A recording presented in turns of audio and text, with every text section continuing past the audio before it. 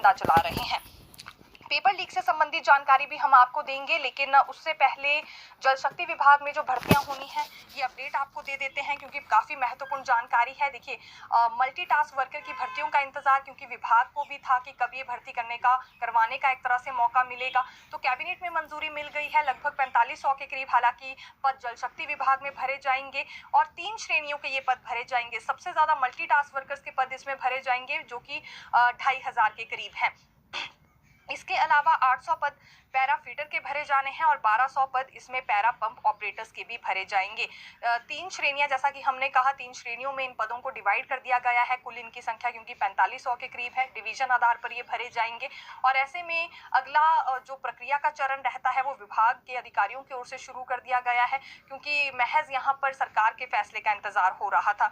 तो ये जानकारी हम आपके लिए लेकर आए हैं। अब किस तरह के नियम रहेंगे फिलहाल उस पर इन दिनों यहाँ चर्चा हो रही है। एक तरह से क्राइटेरिया फिक्स किया जा रहा है, लेकिन ये 3 श्रेणियों को लेकर और डिवीजन आधार पर जो पद भरे जाएंगे इससे संबंधित जानकारी हम आपके लिए लेकर आए हैं, क्योंकि अगले कदम अब इस पर उठाना शुरू कर दिया गया है विभाग की ओर से। वन मित्र भर्ती पॉलिसी पर भी जानकारी लेकर आए हैं। पहली बात तो ये कि देखिए, पॉलिसी का क्राइटेरिया पहले ही तय हो गया था, लेकिन मांग इसमें ये उठाई जा रही थी कि जो आयु है वो 25 से बढ़ाकर 30 वर्ष कर दी जाए। फिलहाल अभी इन भर्ती नियमों में कोई भी संशोधन नहीं किया गया है। एज इट इज ये भर्ती नियम उसी तरह से रहेंगे जैसे कि पहले फिक्स किए गए थे, और इसमें इंटरव्यू भी कंडक्ट करवाया जाएगा, क्योंकि हवाला सरकार की ओर से ये दिया जा रहा है कि ये एक तरह से अस्थायी भर्तियां हैं। और 2061 पदों पर क्योंकि भर्तियां होने वाली है, लेकिन नई अपडेट हम ये लेकर आए हैं कि जो आवेदन मांगे गए हैं वो 30 नवंबर से 30 दिसंबर तक मांगे गए हैं, और इस बीच जनजातीय क्षेत्र के लोगों को 15 दिन अतिरिक्त मिलने वाले हैं।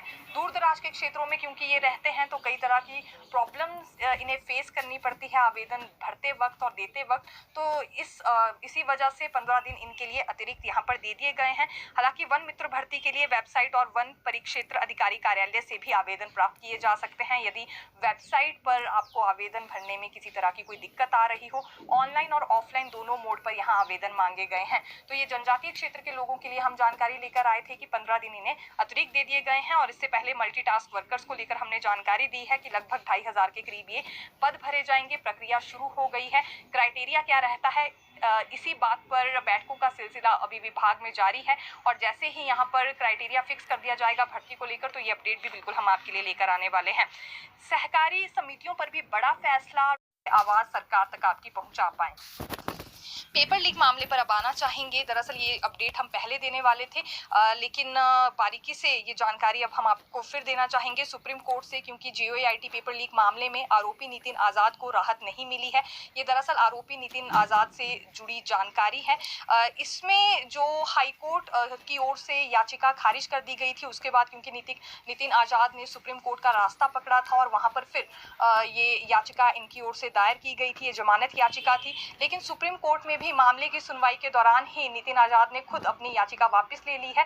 तो यानी कि एक तरह से इनकी जो जमानत याचिका है वो खारिज मानी जाएगी। पहले हाई कोर्ट ने खारिज कर दी थी, उसके बाद सुप्रीम कोर्ट का इन्होंने रास्ता पकड़ा, लेकिन अब सुनवाई के पश्चात ही इन्होंने अपनी याचिका वापस ले ली है, और जिस कारण ये याचिका खारिज हो गई है। तो ये पेपर लीक मामले से संबंधित अपडेट लेकर आए थे, क्योंकि आरोपियों पर बेरोजगार युवाओं की भी नजर है कि फिलहाल किस तरह का एक्शन इनके ऊपर लिया गया है या फिर क्या कुछ इनके मैटर को लेकर हो रहा है।